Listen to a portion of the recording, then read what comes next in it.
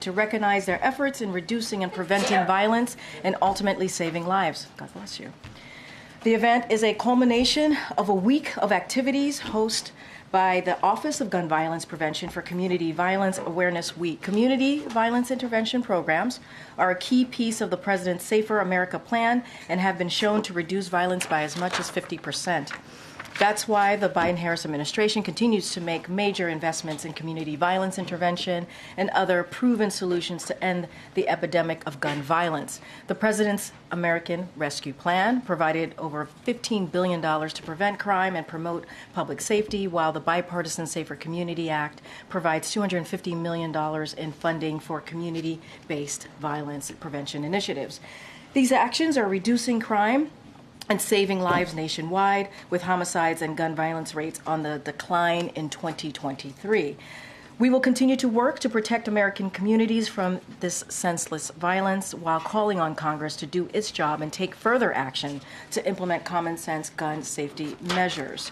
And finally, I also want to share a brief readout from a recent visit by senior U.S. officials to Guyana, Colombia, and also Mexico. Principal Deputy National Security Advisor John Feiner traveled to Guyana and Colombia February 4th and 5th, which followed a series of other high-level U.S. visits.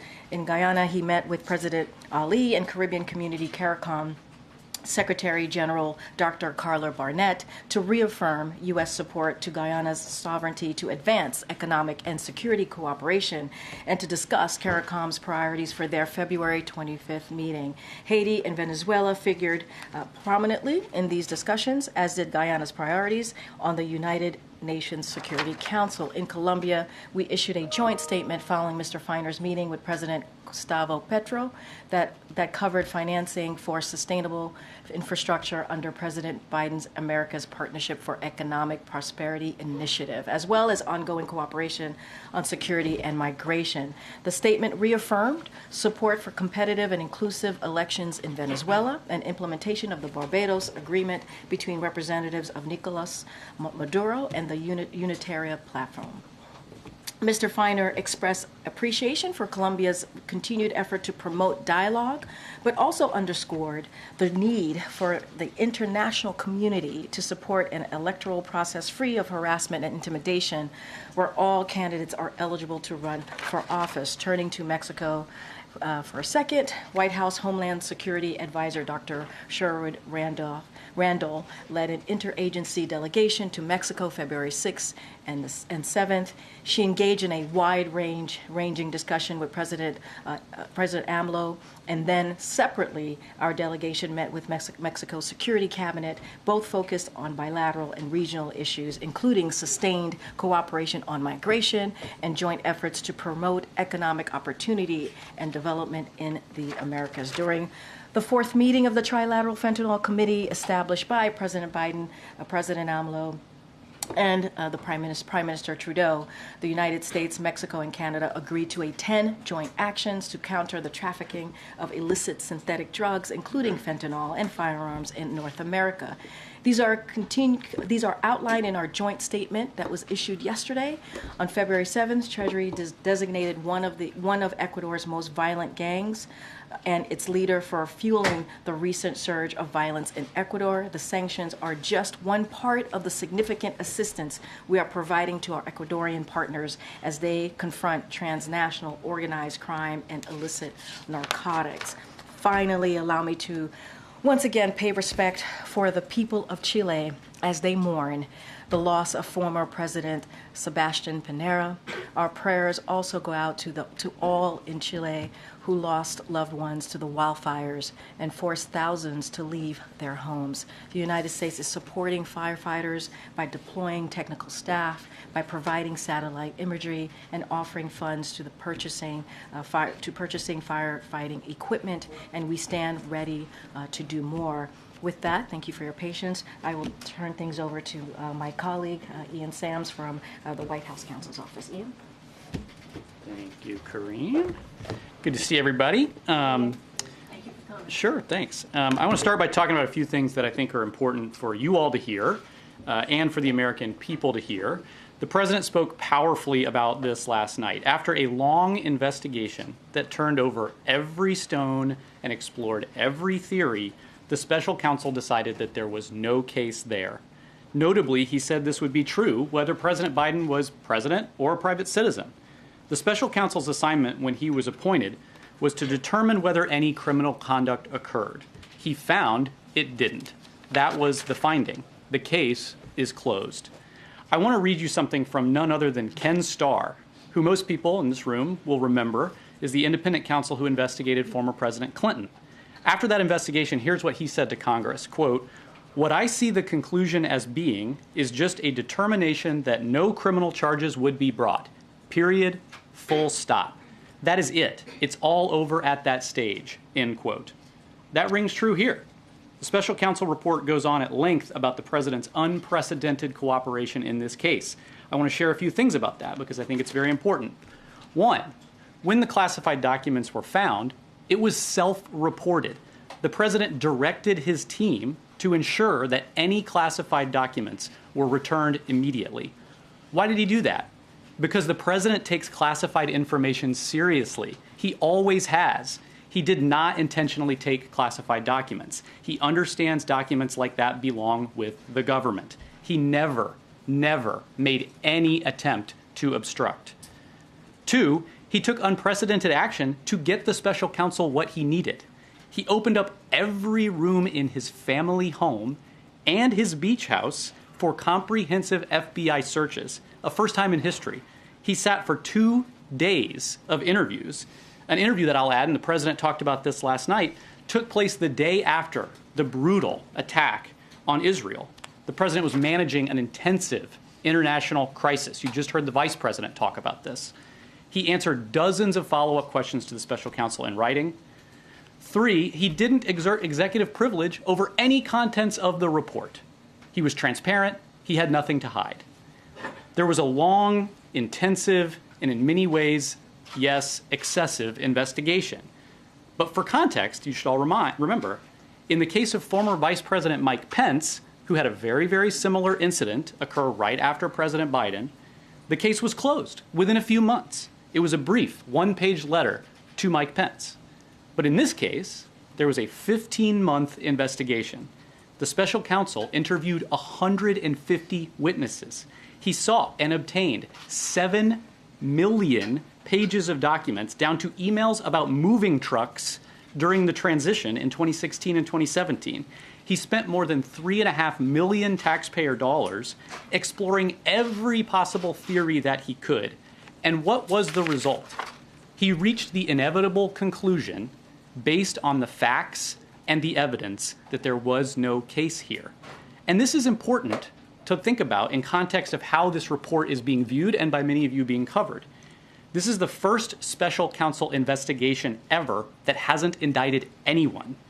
Every theory was explored, but the facts and the evidence disputed them. The decision was that there was no case to be made. In that reality, we also need to talk about the environment that we are in. For the past few years, Republicans in Congress and elsewhere have been attacking prosecutors who aren't doing what Republicans want politically. They have made up claims of a two-tiered system of justice between Republicans and Democrats. They have denigrated the rule of law for political purposes. That reality creates a ton of pressure. And in that pressurized political environment, when the inevitable conclusion is that the facts and the evidence don't support any charges, you're left to wonder why this report spends time making gratuitous and inappropriate criticisms of the president. Over the past 24 hours, we've actually seen legal experts and former prosecutors come out and give their analysis. Former Attorney General Eric Holder said the report, quote, contains way too many gratuitous remarks and is flatly inconsistent with long-standing DOJ traditions.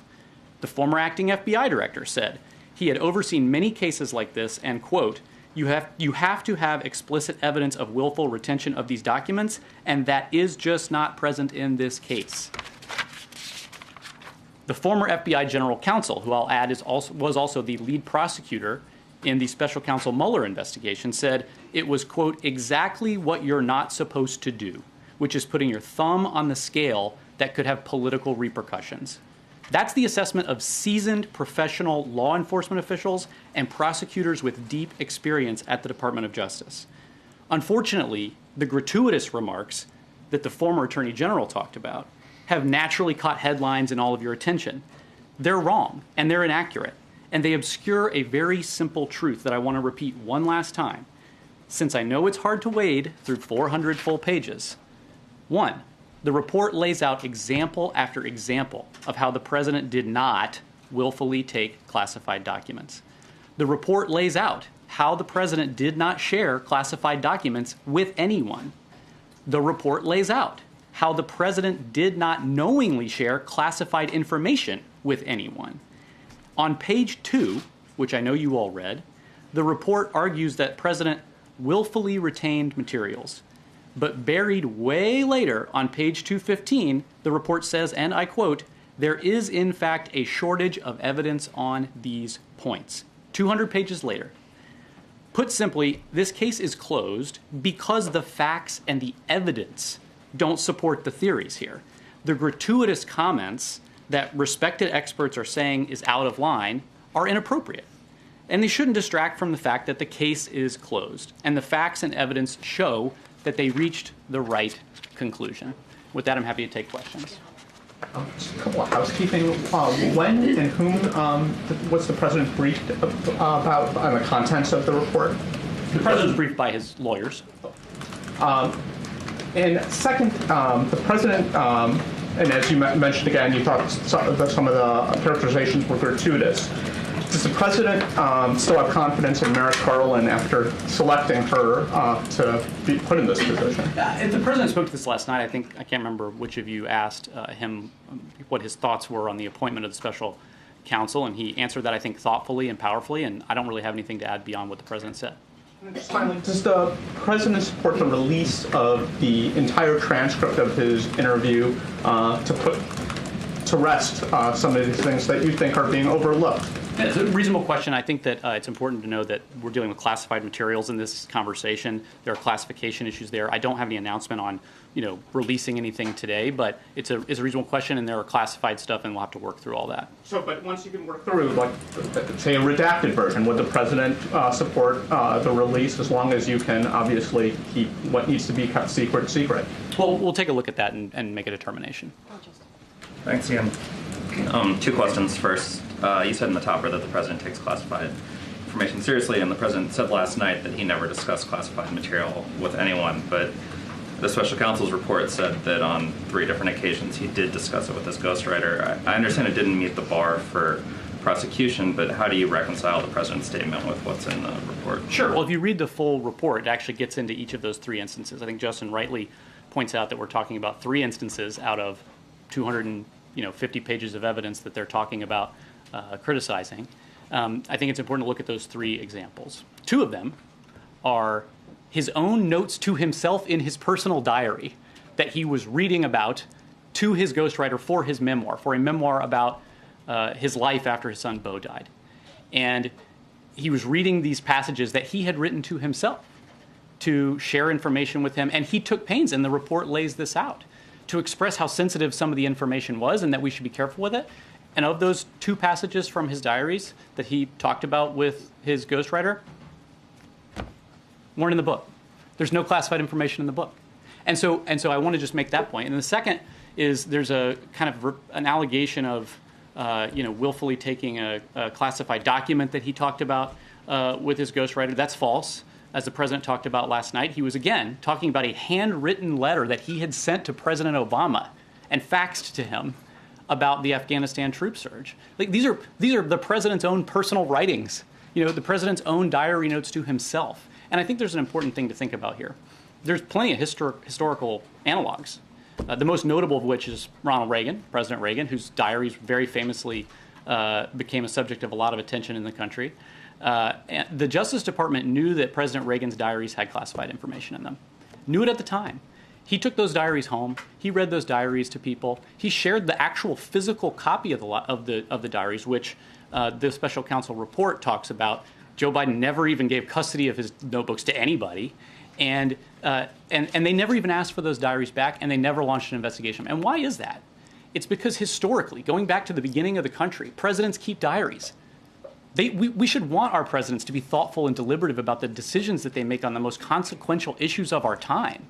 And we have entrusted presidents to be safekeepers of this information, and we have expressed, great gratitude, including many of you in the press, when presidents share through books and other things insights into their thinking and decision-making and historical context. And so I think it's lost in the shuffle of all of this that the president did what all of his predecessors had done, which was take notes for himself, keep a diary of his own daily life so that he could think back on these big moments of the time. And so, that's important to know about this allegation that there was sharing of classified Right. Is your contention that just because the president rewrote classified material in his own words and then shared it with somebody who didn't have the security clearance for it, that it was okay? Well, let's look at the report. I mean, we talked a lot about the report. I understand it's long, 400 pages. I'm not sure how many people in this room have read the entire thing. Page 3, which I think is what everybody's asking about and understandably says, quote, Mr. Biden shared information, including some classified information, with his ghostwriter, right? But if you go to page 248, the report says, quote, we conclude that the evidence does not establish that Mr. Biden willfully disclosed national defense information to his writing assistant. That's in the report. That's the conclusion that was made based on the evidence. And there's something else I want to add about this because we've gone back and forth. On page 1 of the report, it says the president willfully retained classified marked documents relating to Afghanistan.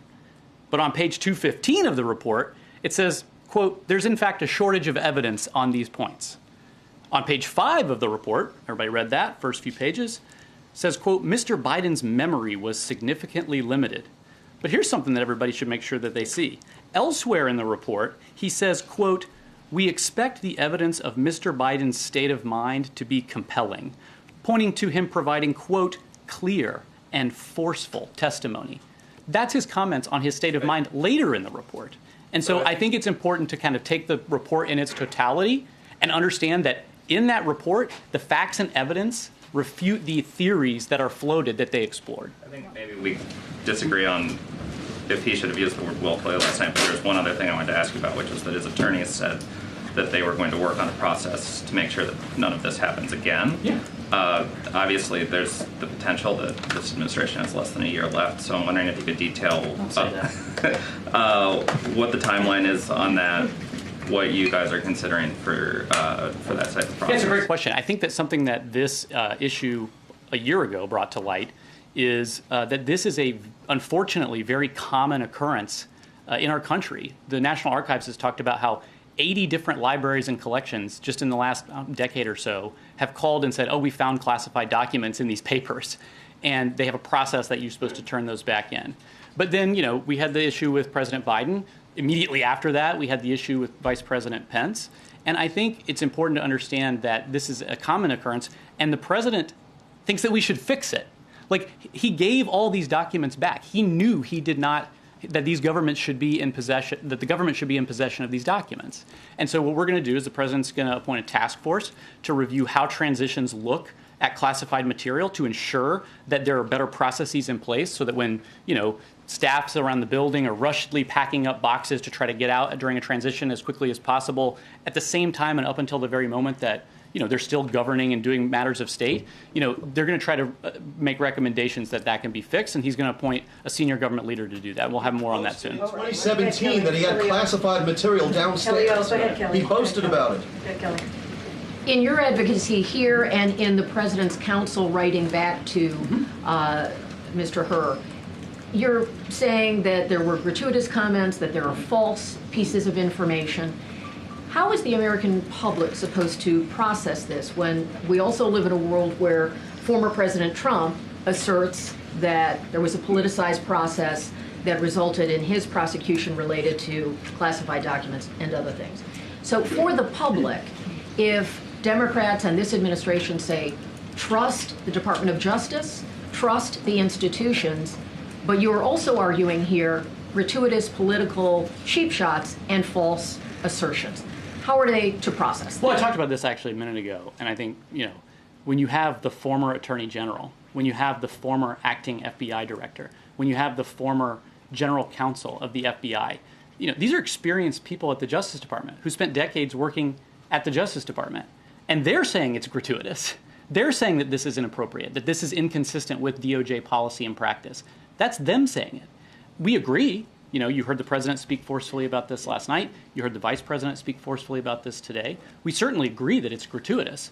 But I explained this a little bit in the opening. We're in a very pressurized political environment. And when you are the first special counsel in history not to indict anybody, there is pressure to criticize and to make, statements that maybe otherwise you wouldn't make. And, I think that it leaves you wondering why some of these critiques are in there.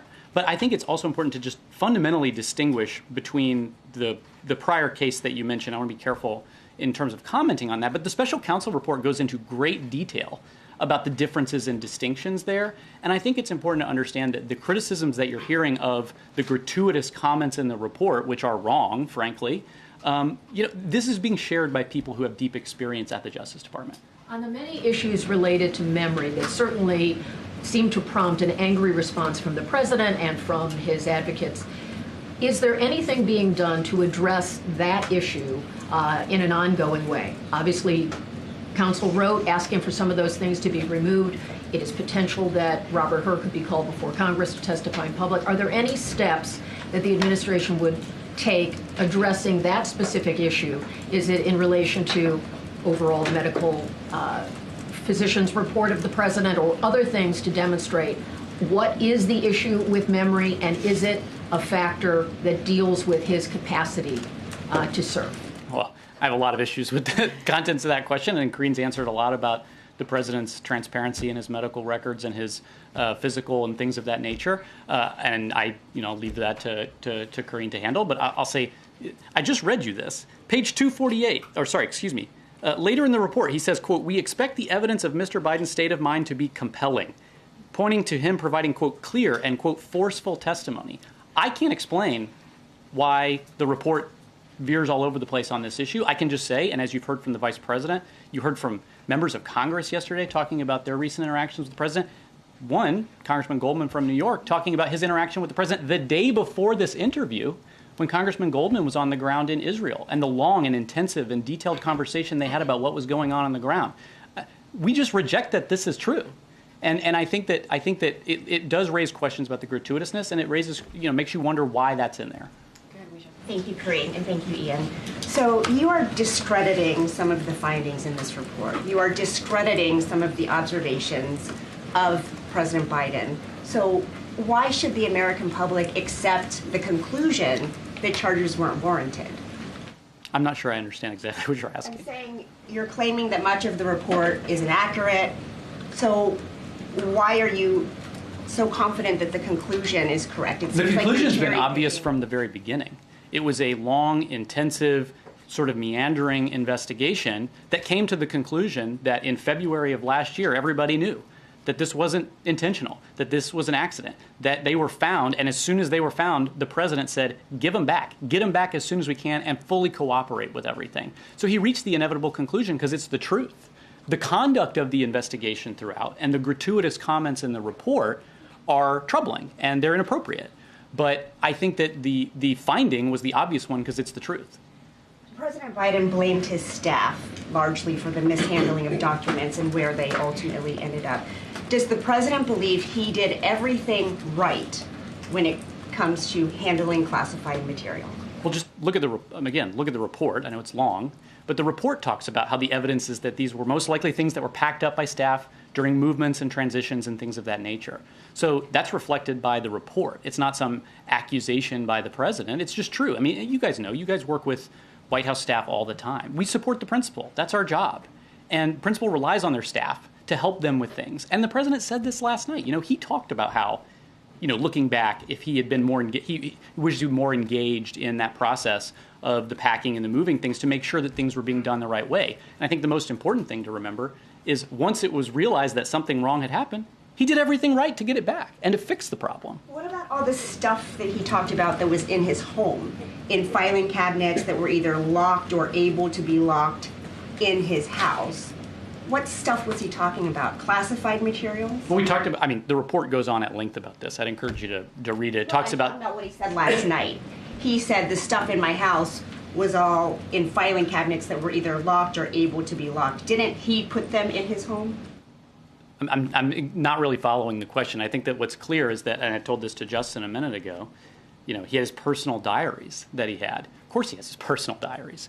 The documents that were taken were jumbled up in boxes and found inadvertently in places, and that's what happened. So We got to move on. Yeah, thank you. How concerned is the president and the team here that the, quote, gratuitous comments are going to damage him, damage public perception of him? I think the public is smart, and I think that they can see what's going on. I think that they see a president who fully cooperated. I think they see a president who did the right thing and made sure everything got back. And I think that they see that this was a long investigation that ended without a case to be made. And, I think that they can see and understand, when people are gratuitous and make comments that they shouldn't make and that are beyond the remit of a prosecutor to do. I think that they understand that, and I think that they'll understand that the president did the right thing here. If the 7th and 8th were obviously, or 8th and 9th were obviously like very busy days where the president was overstretched, taking calls in the middle of the night, all of this, why continue with the interview with her? Why not do it on another day? Why give him the opportunity to have these lines in the report about lapses, about timelines? He should have thrown up roadblocks. Is that what you're saying? I mean, no, he committed to it, and like, hey, the world is on fire. Could we do it another day? I'll tell you what's interesting about this, and this is oddly not in the report, is at the beginning of his interview, the special counsel told the president, "I understand that you're dealing with a lot of things right now, and I'm going to be asking you questions about stuff from a long time ago. I want you to try to recall to the best of your abilities." Things of that nature. That's often what prosecutors would tell witnesses. So, he understood that, but the president was going to commit to being cooperative. He talked about this last night. He wanted to make sure he had everything he needed, and he didn't want to throw up roadblocks. We got to move on. Good. Thanks, Karine. Just a first question. Has the president read the entire report, and when was he given the report? Did he review it when his lawyers did the privilege review? And do you have any just context on when he himself found the findings of it? We received the report yesterday from the Justice Department, formally sending it over. Obviously, the president's lawyers were doing the privilege review that we disclosed to everybody was happening and disclosed when we had concluded it. And so I think they were they had briefed him on the material as the client, as is typical in a legal case. And then we received the full report yesterday. The president's been pretty busy. I'm not sure he's read 400 pages. I'm not sure how many folks in this room have read all 400 pages of it, but he certainly is familiar with the contents of the report. Just one quick follow-up. The president was animated last night, rejecting the idea that he did not remember when his son died. Can you provide a little bit more context about, was he directly asked in the interview by the special counsel for the dates? Was it part of a broader conversation? I just think some additional context to understand what is in that report might be helpful. Yeah, the president was pretty clear last night, and I think that the American people have heard from him for years about the pain and the suffering that they went through when Bo passed away, and the gravity of that. And I think to suggest that he couldn't remember when his son died is really out of bounds. The conversations in the interview back and forth, he's being asked about, file folders from a basement and how did they get there and what is that and what were you doing around that time and things of that nature. I don't want to, just to be very careful, I don't want to get into specific things while it's still in a classification process. But, it is safe to say that, of course, the president knows when his son died. So do you have any sense of why the special counsel would write explicitly in the report that the president was unable to recall when his son died? You'd have to ask the special counsel why he chose to include that. Thanks, Karine. Thanks, Ian. So you said that you told the special counsel that the criticisms of President Biden were inaccurate, gratuitous, and wrong. So how did the special counsel respond when you told them that? I put out his report. So they ignored. I'm unaware of any changes that were made in response to our very strong, forceful, and rooted in evidence arguments that we provided. And you had just mentioned how these interviews happened shortly after the October 7th attacks. The president mentioned it last night. In mentioning that, does that mean that possible memory lapses happened because he was so distracted by what was happening overseas, or do you dispute that he had any memory issues during those hours of interviews? I dispute that the characterizations about his memory that were in the report are accurate because they're not. And I think the president spoke very clearly about how his mind was on other things. I mean, he was dealing with a huge international crisis of great global consequence. And, he was trying his best to answer questions in this interview because he wanted to be fully cooperative. So there were no memory lapses during... I think there's something important that people should remember about the way that sort of interviews like this happen. God forbid, one of you guys ever have to get interviewed by a prosecutor, and I hope you don't. Witnesses are told, as I mentioned by special counsel, to do the best they can to recall or remember things, and they're not supposed to speculate. They want facts. They want facts and evidence, and so I think probably in almost every prosecutorial interview you can imagine that people have said that they don't recall things because that's what they're instructed to do. So I think that's just important context to keep in mind. And just lastly, in September, the president was asked about Trump's classified documents being found in Mar-a-Lago, and he said, quote, "How could that possibly happen? How could anyone be that irresponsible?" But there were classified documents found in the president's garage in a damaged cardboard box. So would that be considered irresponsible? Look, I think the president made clear that he gave everything back as soon as he found out that he had it. And so, I think that it's fundamentally incorrect to try to analogize the situation or and frankly, the report says that too. And the idea that that he did anything except be totally cooperative and to take great strides to ensure that the classified documents were returned speaks for itself. Okay, good. Thank you. Ian, the vice president referred today to the report as being politically motivated. Is that the position of the White House, that this report was politically motivated? Well, I saw the vice president's remarks. I thought they were very powerful, and I talked about this a little bit at the top of our conversation here today. There's an environment that we are in that generates a ton of pressure because you have congressional Republicans, other Republicans attacking prosecutors that they don't like. And it creates, a need. If you're going to determine that charges weren't filed, people are human and they're thinking through, what do we need to do?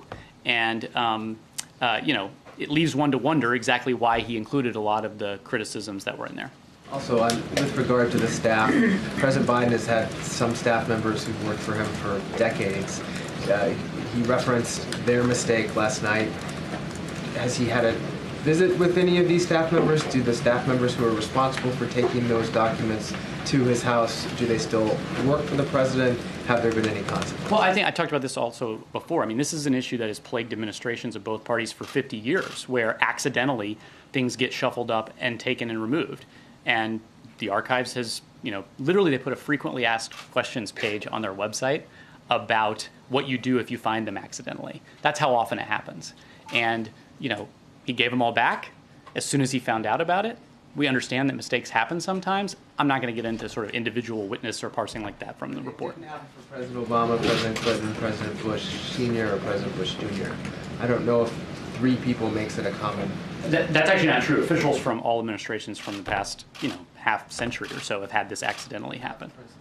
But you're parsing 2 things. You asked me about the fact that, and the report states this clearly, that this was likely the result of inadvertent packing by staff. And you asked exactly about the staff issue, and so I'm responding about the staff issue. Okay. And you can't say whether the staff still work for President Biden? Well, I'm saying that the question you're asking about the frequency and normalcy, unfortunately, of mistakes like these being made, they happen. And what matters is how you respond to it. And when you find out that there was a mistake that was made, you give everything back. And that's exactly what was done. Thanks, Ian. What does it say about Merrick Garland's judgment that he appointed someone who ultimately put out a report that was so egregious, so inappropriate, and flouted department regulations and norms? I think the president actually answered this question last night. I'm not sure which of you asked him it, but he talked about his views on the appointment of the special prosecutor, and I really don't have anything beyond what he said. Two things I was hoping you could quickly clarify. The report says that in 2017, the president told his ghostwriter that he just found all the classified stuff downstairs. Why did he not report that at the time? Well, and this is included in the report as well, if you read through it. The president was talking about a handwritten letter that he had sent to President Obama that he faxed to him about the Afghanistan policy in 2009. And he says, and this is in the report, that he said last night, I should have said sensitive. I should have said, really careful, more careful language about that, because he was talking about something that was a personal, like a letter he sent to the president. So in his mind, it was sensitive, but what he said was classified. Yeah, this is in the report. They talk a lot about how, the president actually took great care when talking with his book writer to note things like, hey, you need to be really careful with some of this stuff. I'm not entirely sure about it.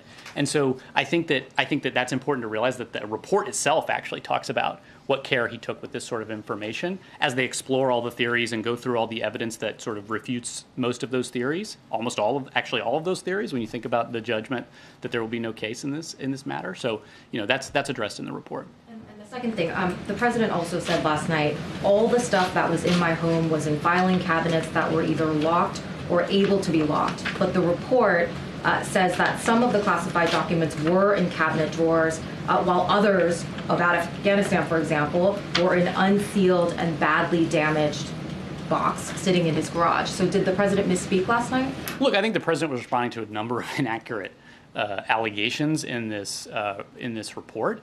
We've talked a lot about, Justin asked about the diaries. I mean, this is his personal diaries. Of course, he has them in his house. So, I don't have anything kind of to add on what he said last night. I want to follow up on the vice president's comments on, you've been saying gratuitous. She said politically motivated. Is it this administration's stance that this report was issued in part, or there was a motive in this issue, a goal with this report to inflict political harm on the president? I think that you have to look at we talked about this at the beginning of our conversation today.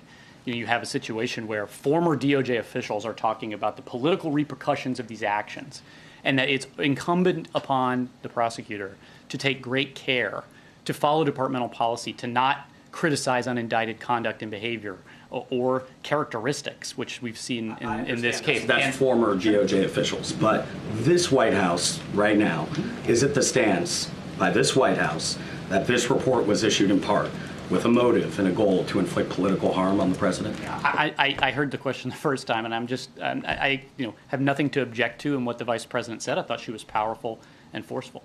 But also, just to follow up, I'm sorry, this administration, as you said that Republicans have often attacked prosecutors, independent systems, and you said that's created an environment where, if I've interpreted this right, there is an incentive by the special counsel to include some of this language. But often I've heard from Democrats and this White House say that those attacks against independent systems can also sow distrust with the public and those independent institutions.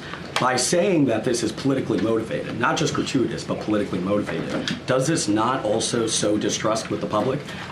I reject that. I reject that question. You see this, and it's in the report, the letter that the president's lawyer and the White House counsel's office sent to the special counsel to talk about the Department of Justice norms and policies that they see as being violated by some of the comments and remarks made in the report. And so, I think that that's a false equivalence kind of question, because what we have argued and what we continue to say and believe is that you're not supposed to make these sorts of things according to Justice Department policy. The president, when he ran, and you guys all know this because you heard this, talked about how important it was to restore the rule of law. And he understands that. And he talked about this last night, to MJ's point, about the appointment of the special counsel and sort of how he felt about that. This is a president who is committed to restoring those norms. And I think when we object to some of the gratuitousness in the comments that you're asking about, and you hear me talk about the former attorney general and other people who've made those comments, they are criticizing that this does not follow those norms. Do you think it was politically motivated? Yeah, I know. We got to keep going. With respect to the portion of the video and the transcript where he was asked about his time as vice president and about Beau Biden's death, why not release those parts of the video? Those aren't classified. it's a transcript we're talking about, and I already addressed this with Justin. Okay, so what you're saying is this wasn't a video. There's not tapes that you can release of that. I was just responding. I think that the question is about the transcript. Okay, and as far as former Attorney General Holder is concerned, you referenced him and the normal DOJ review process. He brought that up in his tweet as well, or his X posting. What part of the normal DOJ review process is the White House saying was violated or bypassed in some way? Well, there's actually, it's an interesting question. It's a little in the weeds, pardon me, but the special counsel regulations that exist at the Justice Department govern the process that is supposed to happen here. And the Justice Department has its own sort of manual of procedures. And, you know, as you've heard from those experts, you're not supposed to sort of criticize unindicted conduct when you're making these determinations. Okay, Phil in the back. Thank you. A follow-up and then a separate question. You said a moment ago that the president was responding to inaccurate information when he claimed last night that all the stuff in my home was behind locked filing cabinets. Is he entirely clear now, at this point, where all the documents were discovered? And does he now know that his statement about locked filing cabinets is false? The report lays out in 400 pages of detail all of the evidence and all of the review that they conducted in looking into this matter.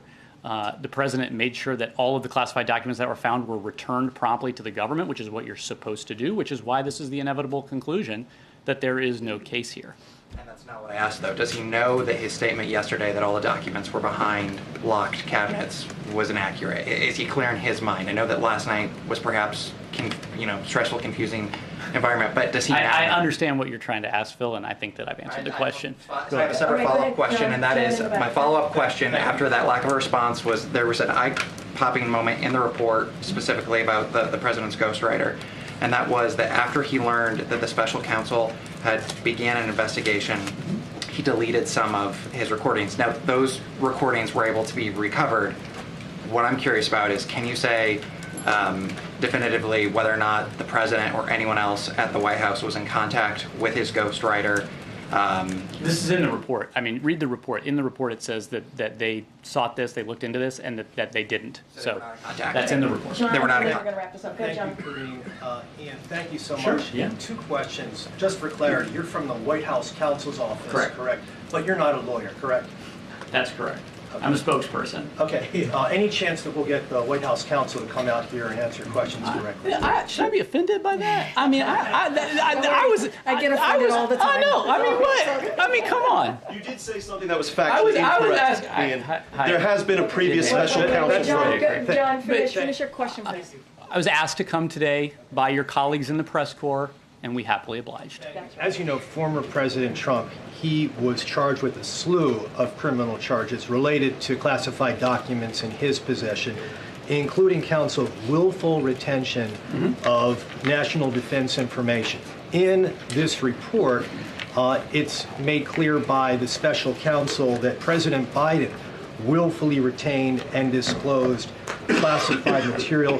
He kept it in unsecured locations after his vice presidency, which presented, according to the special counsel, serious risks to national security. So my question to you, Ian, is can you explain to every voter out there, every American, why it is that President Biden essentially is let off the hook and former President Trump is now facing these slew of criminal charges, which seem to most people very similar? Great wind-up, John. I mean, really a good wind-up. I talked about this already. Page 1, willful retention. Page 2, 15. There is, in fact, a shortage of evidence on these points.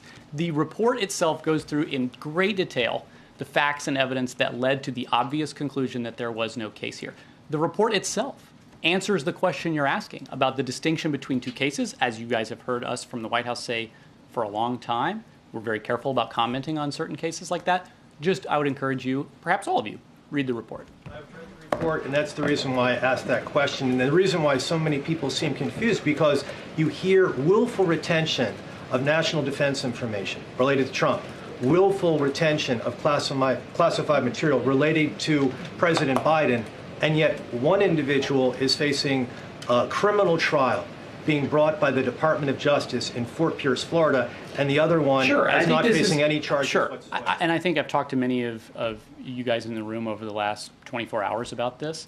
The allegation that there was willful retention of documents is refuted by the evidence in the report. And the conclusion was made directly that the evidence does not support that claim. He explored the theory. It's in there on page 2. Everybody focused on it. I'm exploring the theory of willful retention, but that the evidence as a whole was insufficient because that's not what the facts show.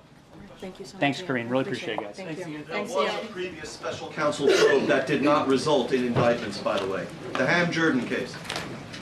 Okay, thank you. I would say refer to the White House special counsel, and now, not special counsel, but legal counsel. They're here. They came. Okay, go ahead, Almer.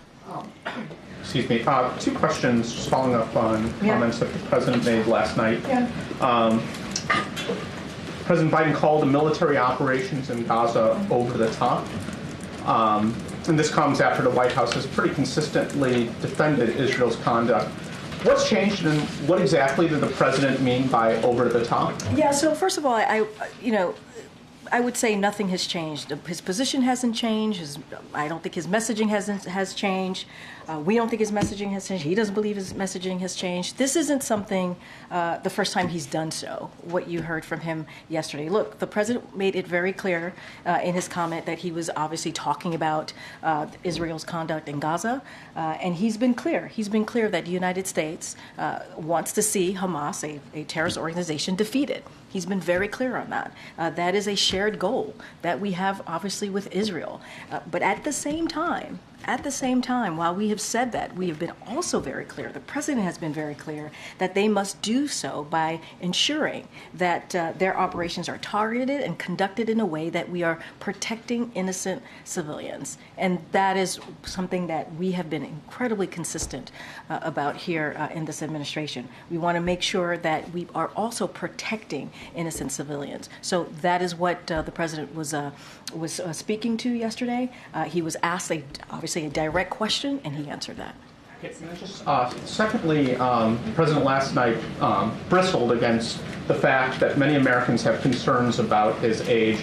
I think to a question of one of my colleagues, he said, that's your judgment, suggesting it's the media's judgment. There's no shortage of published polls that suggest Americans have concern about his age and stamina, and it's been put in all sorts of different ways. So is the president not in touch with what Americans feel about this issue? So, look, obviously when it comes to the report more broadly, you just heard from my colleague, Ian Sams, that part of the report we don't think lives in reality, and that's what he was speaking to, where comments were made in that report about obviously about his memory that we don't believe lives in reality. And no, I'm going to answer your question. Just give me a beat. I'm going to answer your question.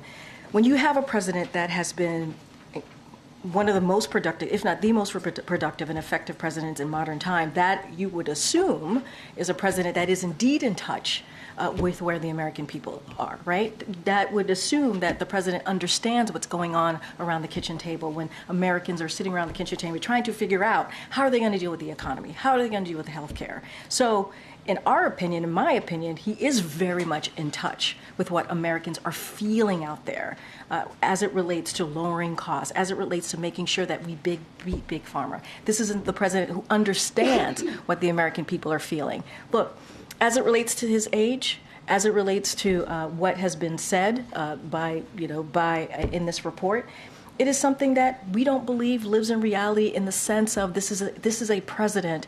I've known this president since 2009. I've known this president. He's been not just my boss, but a mentor to me. And no one in this building would say that what we saw in this report about his memory. Everybody sees somebody who works very, very hard, has spent hours with him, understanding exactly where the American people are and what they're feeling, and also how to deliver on those critical, important issues to them. Your argument on the report and the assertion that it's gratuitous is well taken, as well as what you believe is his performance. I get that. Yeah. But he seemed to be playing with a different set of facts. The facts are that this is an issue that Americans are concerned about. And he's saying that it's just the media's judgment. Right, but he's also joked around with all of you and talked about and said some things about his age in a way that he understands where people are. He actually said that when in his answer. He has also mentioned his old pal Jimmy Madison. Right? He gets it. He gets how he's viewed. He gets what people see and what's written about him and what the American people also see. But there are other things to note, right? McCarthy, when he was Speaker, said that he has found the president mentally sharp in meetings. You know, there are stories like that from, as they're saying it quietly, privately, House Republicans and other Republicans in Congress. But there's reports from all of you who have said that they have interviewed some of these folks and have said the president is sharp. The president, when they have a conversation with the president, he understands the issue. I mean, we saw it at the last State of the Union. He was able to negotiate while giving a very important speech, about 90 minutes, to the world. Millions of Americans watch as he was able to negotiate with House Republicans in the room. So people see that also for themselves. They also see that for themselves as well. So does the president feel that this is the result of Americans being concerned about his age is just based on a media narrative and it's not based in reality? What I'm saying is that he understands what people may think. He's actually joked about it. He actually has joked about it, saying Jimmy Madison and have said many other things. He says, I know people think I'm 40 years old. Like, he's made jokes about it. So he gets it. What I am saying in front of you today is that he has results. There are results. His record, the data shows that this is a president that gets where the American people are and has delivered in that way, whether it's the economy, whether it's healthcare, even on the global stage. What other leaders have said about him. Right? What he has been able to bring leaders together, more than 50 countries, to deal with a war, to be very clear, in Ukraine, where the brave people of Ukraine are fighting against Mr. Putin's aggression. So world leaders see it. Leaders on the other side of Pennsylvania, whether it's a Republican or a Democrat, see it. And so that matters as well. And that's what we're trying to say to you as well. It is that we have seen and we have heard from others that this is a president that has delivered, and this is a president that's going to continue to do so for the American people. Go ahead, Selena. Thanks, Karine. You've downplayed concerns about the president's memories in situations where he's mixed up certain things. You've said it happens and it's common. But yesterday we saw the president, again, have a mix-up with the president of Egypt, with the president of Mexico. So how do you explain that? Is it not valid that voters would have these concerns? Look, what I would say is this. That this is a president that has had relationship with world leaders for more than 40 years. He has. And at times, and I even said this yesterday, has he misspoken, as many of us do. I've laid out some examples of even Speaker Johnson just on TV on Meet the Press on Sunday, who said he supports Iran when he meant to say he supports Israel. It happens. It truly, truly happens. In that same answer that he gave, he actually gave an incredibly detailed answer on the overlapping dynamics in the Middle East as he was responding to the question that he received from one of your colleagues. And look, I want to quote one more person, as I've been quoting folks today. Yara Rosenberg at the Atlantic said, Biden has gaff names his entire career. His entire career. It is not uncommon that he has done that, like many of us do. And he said he was clearly talking about Egypt and named Sisi and laid out his policy and the broader issues in detail. Twitter just isn't interested in that, right? And so look, this is a president who has the experience. You've heard me say this, he's been senator for 36 years. He's been obviously vice president for 8 and now president. He has these long relationships with leaders. I think what's important here is to remember is that when it comes to the essence of the issue at hand, he understands that and has dealt with that probably, better than any modern day president because of the record that we have seen, because of what has presented in front of him as we look at what's going on in the world, what's going on in Ukraine, what's going on in the Middle East. How did the president react when he first saw the report? I'm not going to get into private discussions, private conversations with the president. And just to follow up quickly, I think Justin had asked this before, but Ian Sams was making this argument that these are notes that he was reading from his own personal notes, from his own personal diary, but that can still be classified information even if it was stuff he had written to himself. So is the White House disputing that there was classified information there? So look, I'm not going to get into. Ian spent a good couple of minutes going back and forth and answering that question. I'm just not. I don't have anything else beyond what Ian, my colleague, shared here. I think the bigger picture here is that the case is closed, and I think that's what the American people also should know as well. And so I'm just not going to get into details from here. Okay. Thanks, Karine. With concerns about the president's age, are there any plans within the White House to have him engage more with the press, engage more? He decided not to do the interview before the Super Bowl that many presidents have done. Has there been any considerations about revisiting that or other sorts of engagements to, as you said, many people in the White House do not see the image of him that the report depicts? Are there conversations about trying to change that perception among the American people? I mean, look, you saw, your colleagues were, I think, were you in the room, Tyler, yesterday? Your colleagues and yourself were able to see the president and ask questions yesterday. He did that, I believe, if not the day before yesterday, he did that a couple of times this week, I think about 3 times, engaging with the press. It's just something that he does pretty often. And we're going to try and obviously pick moments. He's going to, on his own, have moments where he's going to want to walk over and talk to all of you, as he's done many times before. We're going to continue, obviously, to your question, yes, we're going to find many different ways to engage with the press. That's something that we think is very important. It's important to take your questions. It's important to hear from all of you and hear directly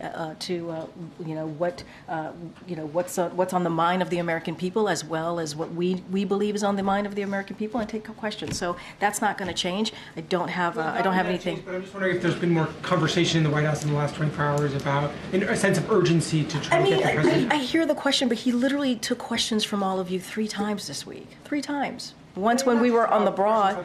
But just more broadly about getting the president out more to try to combat the idea that he has memory issues and is a. No, but I hear your question, but we literally did. I was on the road with the president from Thursday last week until Monday evening. We went to Detroit or Michigan. We went to Michigan. We went to California. We went to we went to Vegas. The president has been out there, and that's something that we're going to continue to do. And so he wants to be out there to talk directly to the American people. You hear us say that all the time. And you've seen him do that throughout the month of January. And now, obviously, we're in February. We're going to continue doing that as we have been for the last 2 to 3 years. It's not going to stop. Okay. Thanks, Karine. A question about Israel. Has he communicated to Prime Minister Netanyahu that he believes his response has been over the top? Is that language he has used in their discussion? I mean, look, we have read out we've read out conversations that the president has had with the prime minister. The president has always been clear with the prime minister. I just don't have anything beyond that. What he said yesterday, what the president said yesterday, he's done before, in saying very clearly, obviously we believe that Israel has a right to defend itself. Obviously we believe we are in agreement that a terrorist organization, they have to make sure that they deal with this terrorist organization that on October 7th, terrorized and killed more than 1,200 people. That is a reality. But at the same time, the president has also been clear that their military operations need to be done in a precise way, in a more targeted way. We need to protect civilians' lives. And so, that has been the case. Now, in the broader scope, the president has been working with his team to make sure that we have another humanitarian pause. We understand how important that is to make sure we bring those hostages home to their friends, to their family, to their loved ones, and also get that really critical, important humanitarian aid that's needed in Gaza, get that in there. And so that's been the president's position. Nothing has changed there. Can you clarify whether there's been any change in White House policy with regard to tying aid for Israel to its actions? I don't have any change of policy to announce to all of you. Okay. Since my colleague referenced a question that we asked last night, the question was about voters having concerns about the president's age, and his response was that that was my judgment. It was obviously making a reference to public polls that are out there that indicate that voters do have this concern. So does the president not believe that many voters have this concern about his age? I mean, the president's talked about it. He's joked about his age. Right? He has joked about his age, understanding what voters might think. He has. He's done that pretty often. I think I think the other thing that we want to make sure that you all understand is that this is a president that also has delivered for the American people. That is a fact. That is something that we see in the data. That is something that we see in the policy, whether it's a bipartisan legislation that we've been able to get through that people didn't think we would be able to get through, whether it's as it relates to like infrastructure or the Chips and Science Act, real things that American people feel. And for him, that's what he believes is important to focus on, is what the American people need in the sense of issues that matter to them. And that's what he wants his focus to be. That's what we want our focus to be as well. That's what we're always trying to communicate with all of you. But he jokes around about it all the time. He makes jokes about his age all the time. I'm just asking for clarification on why the fact that we brought up that concern prompted him to say, this is your judgment. As though there isn't because what that shows that voters do have that concern. Well, I just stated moments ago, it is your judgment, right? In the sense of like that is not what we see, right? When we see what it wasn't my judgment, but meaning more broadly. I'm not talking about you specifically. Yes, more broadly. I'm just asking, does the president believe and understand that is a concern that voters have? I already said he understands. That's why he makes jokes about it. He understands that. But what we are trying to say is our judgment from here, what we see from this president is a president that is zeroed in and focused on the American people. When we see him working, he is focused.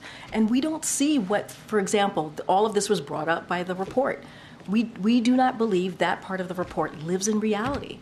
And that is what we're speaking to. That is what we're talking about. Do you think there's any risk to the president sounding like he's dismissing that concern when he has that kind of reaction to a question like that? Look, the president is going to obviously speak for himself and lay out what he thinks is important to talk about as it relates to the American people. When he wants to talk about the economy, he wants to talk about health care.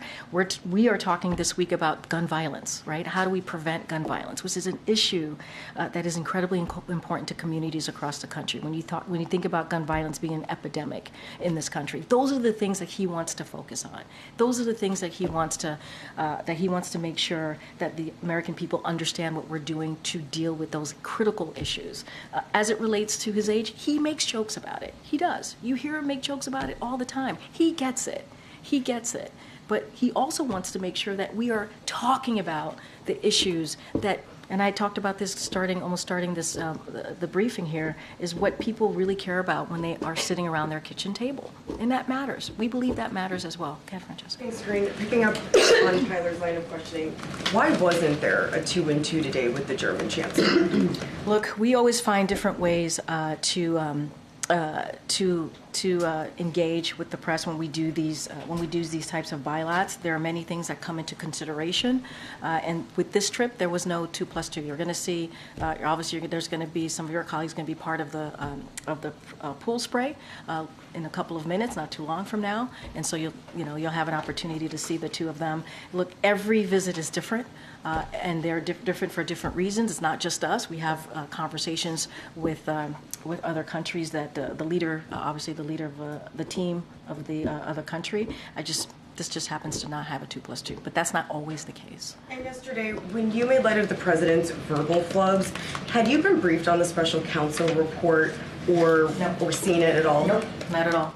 And what do you mean when I made light of the president's verbal flubs? Well, you made some jokes in response to questions about the president confusing world leaders with deceased world leaders. And what I did was I tried to state very clearly that, and yes, I did it in a light way because it does happen to many people. And I actually talked about one of your colleagues that I do it to all the time. And so, look, I just want to be very clear. This is a president that is very much focused on the American people. He is very much focused on making sure what he was elected to do gets done.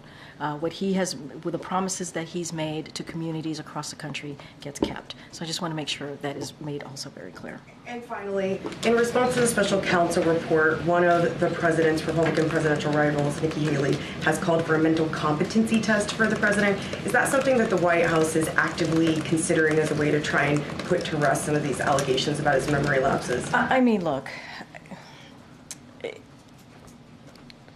I'm not a medical doctor. So certainly I'm not going to stand here and make opine on tests or anything of that nature. What I can say is that, and I remember talking to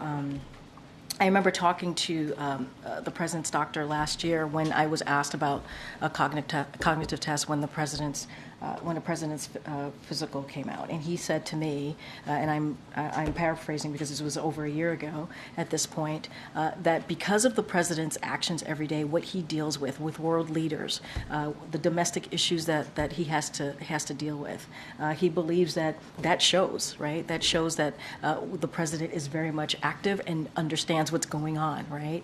And didn't believe that a test like that was warranted because of just who he is as president of the United States and everything that he has to deal with.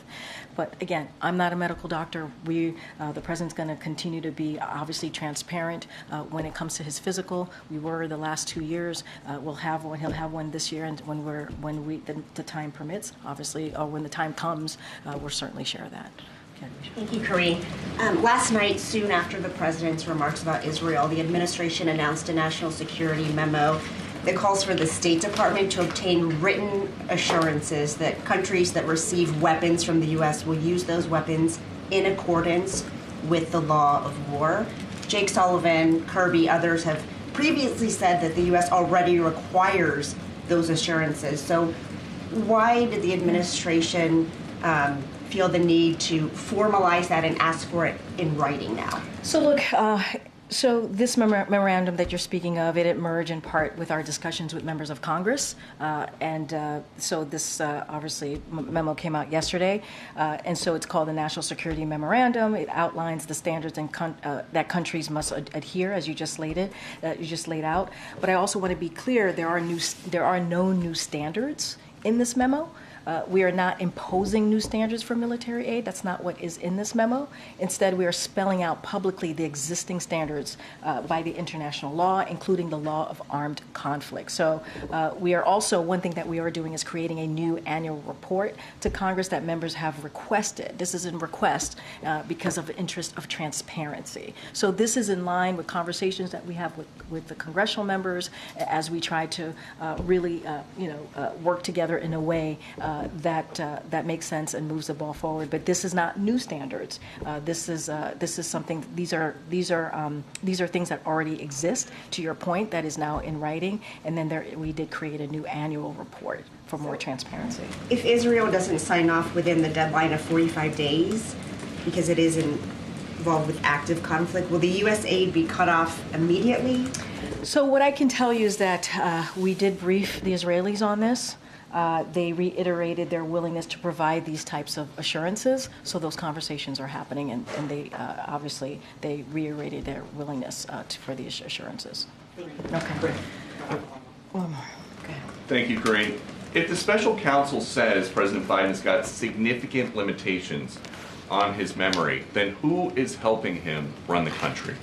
The President of the United States runs the country. The Commander-in-Chief runs the country. How can he be trusted with the nuclear codes if, I get that you're saying that nobody in the building would say that he's got an issue with his memory, but just the little part of what we get to see, he's made mistake after mistake after mistake after mistake on camera this week.